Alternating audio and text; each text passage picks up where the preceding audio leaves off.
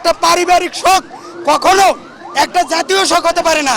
এই জন্য আমরা বিপি নূর হিরো আলমের সাথে কণ্ঠ মিলাই বলতে চাই যে আগস্ট মাস সুখের মাস, আগস্ট মাস শান্তির মাস, আর জুলাই মাস শোকের মাস, আর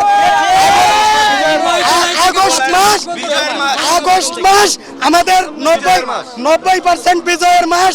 আরো আমাদের বিজয় করতে এই আওয়ামী লীগ নামক দানবটারে জবাই করা হয়েছে, তার দোসররা এখনো জবাই করা হয় না। এদেরকে বিভিন্ন সেক্টর থেকে আওয়ামী লীগ মুক্ত করলে আমরা পুরোপুরি 100% স্বাধীনতার স্বাদ। নরেন্দ্র মোদী তিনি বাংলাদেশের হিন্দুদের জন্য উদ্বেগ প্রকাশ করেছে। আমরা মোদীকে স্মরণ করে দিতে চাই, আমরা ভুলি নাই আপনার আরএসএস এবং বিজেপির গুন্ডারা কিভাবে রাস্তায় নিরীহ মুসলমানদের থামিয়ে বাধ্য করেছে বলার জন্য যে বলো জয় শ্রীরাম জয় শ্রীরাম। আমরা আপনার মতো সাম্প্রদায়িক জঙ্গির কাছ থেকে সংখ্যালঘুর অধিকার কিভাবে রক্ষা করতে হয় সেটা আপনার মতো সন্ত্রাসীর কাছ থেকে আমরা শিখতে চাই না। মোদি ভুলে গেলেও আমরা ভুলি নাই যে মোদির ভিসা আমেরিকা রেস্ট্রিক্টেড করেছিল সংখ্যালঘু নির্যাতন করার জন্য। এই গুজরাটের কসাইয়ের কাছ থেকে আমরা কিভাবে সংখ্যালঘুদের অধিকার রক্ষা করতে হয় সেই সবক নিতে চাই না।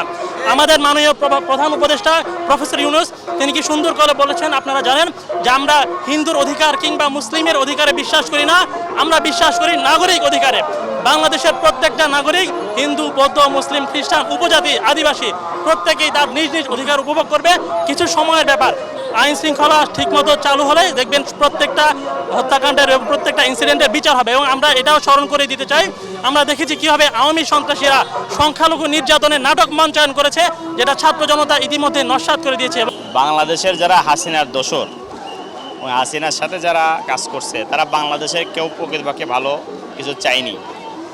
যারা সাময়িকভাবে এদেশের লুটে পুটে খাওয়ার জন্য তারা শেখ হাসিনাকে তেল দিয়েছে, কিন্তু দেশের মানুষের উপরে জুলুম করে যে দেশের মানুষ যে গণ অভ্যুত্থানের মাধ্যমে এই স্বৈর শাসকের কাছ থেকে, হাসিনার কাছ থেকে যে দেশকে স্বাধীন করেছে, দেশের যে স্বৈর শাসকের মাধ্যম দিয়ে যে গণ অভ্যুত্থানের সৃষ্টি হয়েছে, আবার একবার স্বাধীনতা অর্জন হয়েছে, মানুষ যে যা ভুল করেছে সেই ভুল থেকে ফিরে এসে ভ্রাতৃত্বের মাধ্যম দিয়ে দেশকে আমাদের সারা বিশ্বের দরবারে উন্নত দেশ হিসেবে আমাদের দাঁড় করাতে হবে। এর জন্য সবার প্রয়োজন কাঁধে কাঁধ মিলিয়ে এদেশ থেকে সকল যারা দুষ্কৃতিকারী, এদেশে যারা বিশৃঙ্খলা করতে চাচ্ছে তাদেরকে সোজা পথে নিয়ে এসে দেশটাকে সামনের দিকে নিয়ে যেতে হবে। এটা হচ্ছে আমাদের সকলের প্রত্যাশা।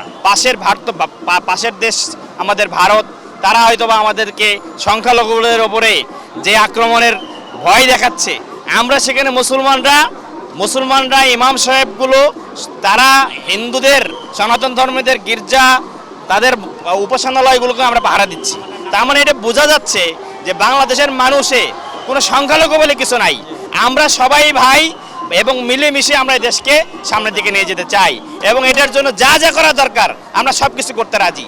এই আপনারা দেখেছেন যে বাংলাদেশের স্বৈর শাসক রক্তের বন্যা বয়ে দিয়ে এই দেশকে একটা খুবই অরাজকতার দিকে নিয়ে চলে গেছিল, কিন্তু তারপরে আমরা যে যুবক ছাত্রছাত্রীরা তারা নিজেদের জীবনকে বিলিয়ে দিয়ে আবারও প্রমাণ করলো যে 52 ভাষা আন্দোলন থেকে শুরু করে প্রত্যেকটি স্বাধীনতা অর্জনের ক্ষেত্রে তরুণের যে ভূমিকা, সেটা আবারও ভূমিকা পালন করে। এটা আসলে একটা বুঝের বিষয়, সবাইকে এটা বুঝতে হবে, কোনো কিছু অতিরিক্ত ভালো না। গত 15 বছর যদি আপনি দেখেন তাহলে সবচেয়ে বেশি যে জিনিসটা হয়েছে, ক্ষমতাসীন স্বৈরাচারীরা যেটা করেছে যে 15 বছরে 1000 বছরের শোক তারা পালন করে গেছে। তো শোকের কোটা আসলে এখানে অবশিষ্ট নাই বলে মনে হয়। সো এটা একটা সবার জন্য মেসেজ, কোনো কিছুই অতিরিক্ত ভালো না। সুবিধাবাদ থেকে বের হয়ে আসা উচিত। এই যে জুলাই রেভলিউশন, আমি এটা মিষ্টি করে ডাকি জুল রেভ। আপনি যেটা হয় যে 31শে জুলাইয়ের পরেও কন্টিনিউ করে যাচ্ছে।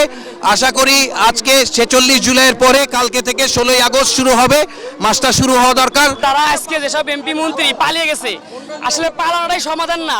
বাংলাদেশের হাজার হাজার কোটি টাকা তারা পাচার করছে, তাদেরকে এই দেশে এনে তাদেরকে কঠিন শাস্তি দিতে হবে। যদি কারো ফাঁসি হয় ফাঁসি দিতে হবে। আজকে হাজার হাজার ছাত্র রাস্তায় জীবন দিয়েছে, তাদের দিকে আমাদের কোনো দয়া মায়া তারা দেখায় না। আওয়ামী সংগঠন, ফ্যাসিবাদী সংগঠন, মানে ছাত্র যে মারা গেছে তাদের কোনো অনুভূতি দেখে নাই, একটা ফেসবুকে পোস্ট পর্যন্ত দেয় নাই। এবং যারা ফেসবুকে পোস্ট দিয়েছে তাদেরকে হয়রানি করছে তারা। মানে তারা 5 তারিখ পর্যন্ত দুপুর পর্যন্ত ছিল যে আমরা তারা বলছিল যে আমরা এখনো টিকে আছি, কিন্তু এটা আছে আল্লাহর বিচার।